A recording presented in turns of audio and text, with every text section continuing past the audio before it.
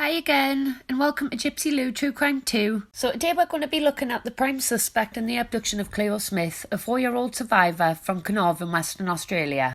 I will then be looking at what could be next for Cleo Smith based on the stories of past survivors of child abductions. Although we don't know the exact details, or at least any details beyond the abduction and rescue, we do know that others have been through similar experiences, and it will be beneficial to have a brief look at how their stories played out since then. If in the future anyone is interested, I could deep dive further into these cases and make a video on a solved case, for example, every week.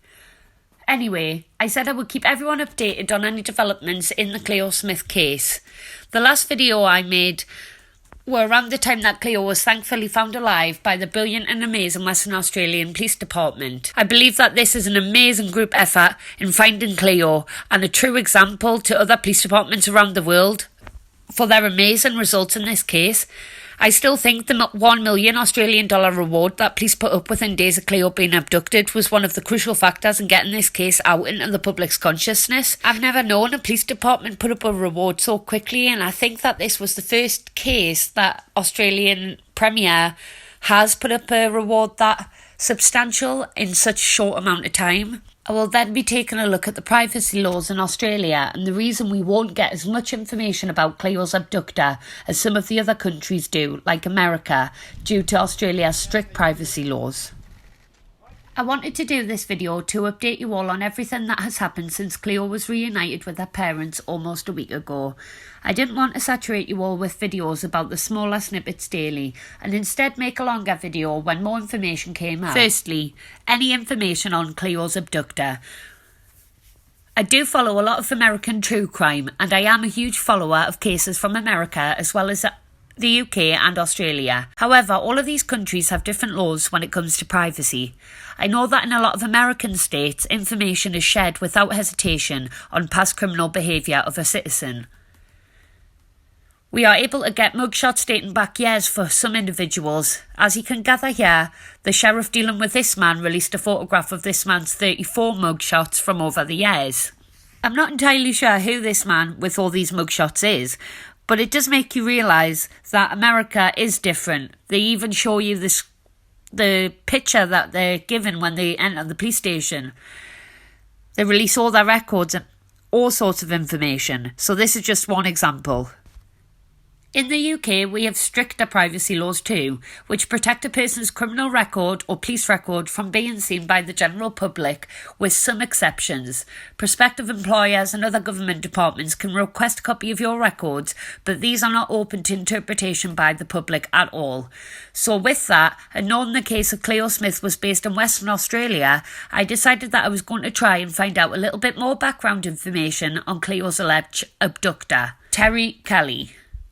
For Australia, the Privacy Act of 1988, criminal records are classified as sensitive information and can only be accessed in certain circumstances. The Sydney Lawyers page states, due to privacy concerns, you can only request a copy of your own criminal record. You are not allowed to access anyone else's. If you want to find out whether they have been convicted of a crime, due to the sensitivity of criminal records and information about previous convictions, it is usually very difficult to find out whether or not someone has been convicted of a crime unless they inform you themselves. I wanted to know about his background information for good reason. I wanted to see if this abduction of Cleo fitted a pattern of behaviour for the perpetrator. I wanted to know whether he had done this before. I'm assuming I'm not alone, and most of you would like to know the answers to these questions too. Questions like, what kind of person is Terry Kelly? What kind of person could snatch Cleo from her parents' tent in the middle of the night? Who exactly are we dealing with?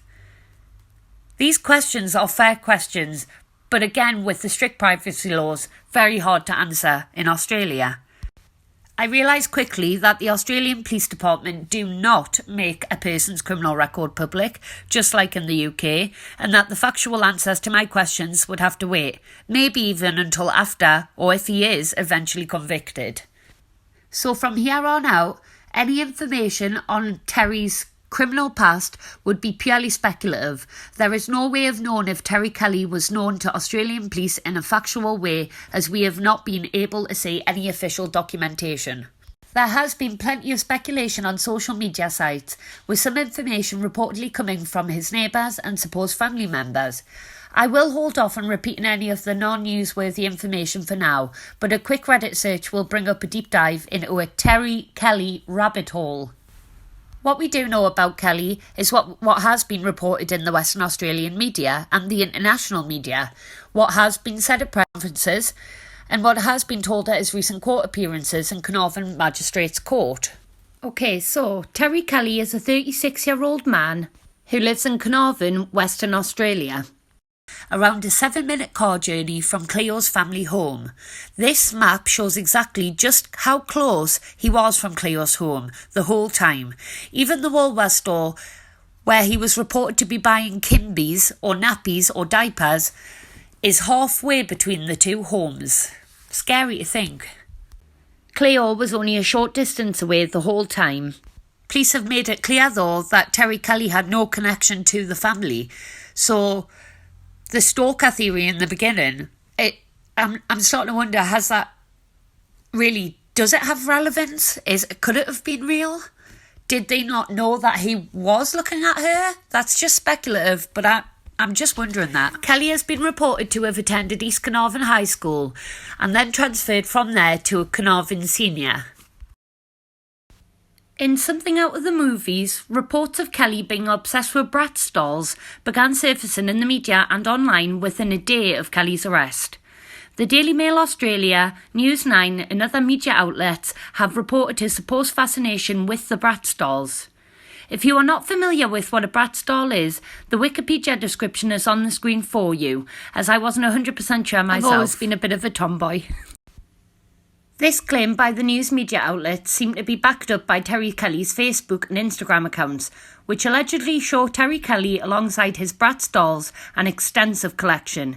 News sources have reported that a neighbour, Henry Dodd, has claimed he saw the accused kidnapper with a dozen dolls in the back of his dark blue Mazda 1 week before his arrest, when police were desperately scouring the state searching for Cleo. Mr. Dodd said the brand new dolls were still in their packaging as if they had been collected from the post office. More recent purchases by Terry, while Cleo was still missing, seem to have attracted the attention of police, with the local toy shop being asked to hand over any CCTV footage of Terry that they may have had in the time that Cleo was missing. A video supposedly uploaded by Kelly onto one of his social media accounts shows the vast array of Bratz dolls lining the walls of his Carnarvon home. Cleo Smith was found rescued in a Carnarvon home at 1 a.m. in the morning. She was apparently playing with Bratz dolls with the light on in the room by herself. Cleo, my name's Cameron. How are you? Are you okay? We're going to take you to see your mummy and daddy.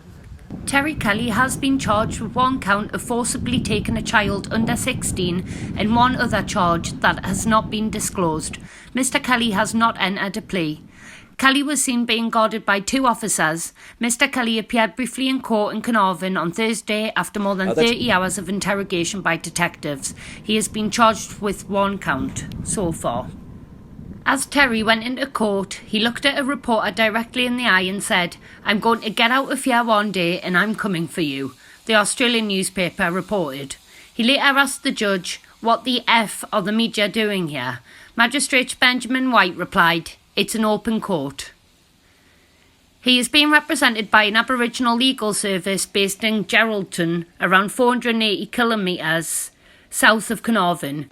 Terry Kelly's lawyers appeared for him via video link in the Carnarvon Magistrates Court. It is said that the West Australian police are now focusing on retracing Mr. Kelly's movements since Cleo was abducted, including seeking local CCTV footage from around the area and what has been recorded since October 15th. That includes from toy stores that Mr. Kelly was known to frequent to buy dolls for a collection he had in his house. He posted numerous photos of himself surrounded by these toys on social media, commenting on one, "I love taking my dolls for a drive around and doing their hair and taking selfies in public." It is hoped that Cleo will be able to provide vital information into the investigation, but because of her young age, she has only just been interviewed as of yesterday. It is not clear exactly who will be doing the interviewing, but detectives who specialise in crime involving children are thought to be involved. Let's listen to what the police spokesman said after Terry's arrest. Is remanded in custody. The person who has been charged over the situation has been remanded in custody for 4 weeks, and he will be transferred to a facility with corrective services. The situation would not remain in Carnarvon anyway, so the normal process will take place. We'll put extra security measures for obvious reasons.